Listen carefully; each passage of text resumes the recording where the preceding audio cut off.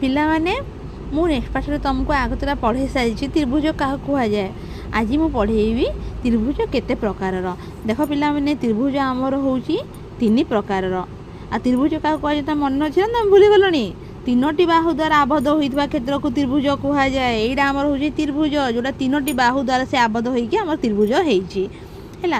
ତ୍ରିଭୁଜ ଆମର 3ଟି ପ୍ରକାରର। ଆମର 3ଟି ମୁଁ ଦେଖ ତ୍ରିଭୁଜ ଆମର 3 ପ୍ରକାରର, ମୁଁ ସେଠି ଲେଖିଦେଇଛି 3ଟି 3 ପ୍ରକାରର ହେଲା। ତ୍ରିଭୁଜ ଆମର 3 ପ୍ରକାରର।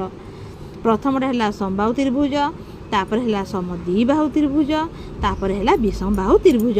ପିଲାମାନେ ତାପରେ ତମମାନଙ୍କ ମନରେ ପ୍ରଶ୍ନ ଆସିବ କି ସମବାହୁ ତ୍ରିଭୁଜ କାହାକୁ କୁହାଯାଏ। ତେଣୁକରି ପିଲାମାନେ ମୁଁ ତୁମକୁ ସରଳ ଉପାୟରେ ବୁଝାଇ ଦେଉଛି। ସମବାହୁ ତ୍ରିଭୁଜ ଏହାକୁ କହିବା ଯେଉଁ ତ୍ରିଭୁଜର 3ଟି ବାହୁ ପରସ୍ପର ସମାନ ତାହାକୁ ସମବାହୁ ତ୍ରିଭୁଜ କୁହାଯାଏ। ସମବାହୁ ତ୍ରିଭୁଜ ମାନେ ତା ବାହୁଟା ସବୁ ସମାନ। ଯଦି ଏଇ ବାହୁ ସହିତ ଏଇ ବାହୁ ସମାନ, ଏଇ ବାହୁ ସହିତ ଏଇ ବାହୁ ସମାନ, ମାନେ 3ଟି ସମାନ। ଏଇଟା ଯଦି 5 ସେଣ୍ଟିମିଟର ହେଲା, ଏଇଟା ବି 5 ସେଣ୍ଟିମିଟର, ଏଇଟା ବି 5 ସେଣ୍ଟିମିଟର। ବୁଝିଲ ପିଲାମାନେ? ତାପରେ ମୁଁ ଆସିଯିବି ସମଦ୍ୱିବାହୁ ତ୍ରିଭୁଜ। ସମଦ୍ୱିବାହୁ ତ୍ରିଭୁଜ କାହାକୁ କୁହାଯାଏ? ସମଦ୍ୱିବାହୁ ତ୍ରିଭୁଜ ଏହାକୁ କୁହାଯାଏ ଯେଉଁ ତ୍ରିଭୁଜର 2ଟି ବାହୁ ସମାନ। ସମଦ୍ୱି ମାନେ କ'ଣ? 2। ସମଦ୍ୱି ମାନେ 2। ସମଦ୍ୱିବାହୁ ମାନେ ତା 2ଟି ବାହୁ ପରସ୍ପର ସମାନ, ସେଇ ତାକୁ ସମଦ୍ୱିବାହୁ ତ୍ରିଭୁଜ କୁହାଯାଏ। ଏଇଟା ଆମର ସମଦ୍ୱିବାହୁ ତ୍ରିଭୁଜ, ମାନେ ଏଇ ବାହୁ ସହିତ ଏଇଟା ସମାନ। ଏଇଟା ଯେତିକି ହେବ 4 ସେଣ୍ଟିମିଟର, ଏଇଟା ବି 4 ସେଣ୍ଟିମିଟର, କିନ୍ତୁ ଏଇଟା ସେଟା ହେବନି, ସେଟା ଅଲଗା ହେବ। ତାକୁ କହିବା ସମଦ୍ୱିବାହୁ ତ୍ରିଭୁଜ କହିବା।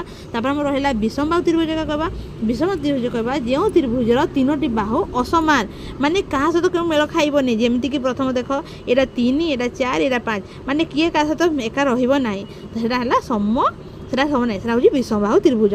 ପିଲାମାନେ ଏବେ ବୁଝିଲେ କି ନାହିଁ? କେତେ ଆମର ତ୍ରିଭୁଜ ହେଉଛି 3 ପ୍ରକାରର।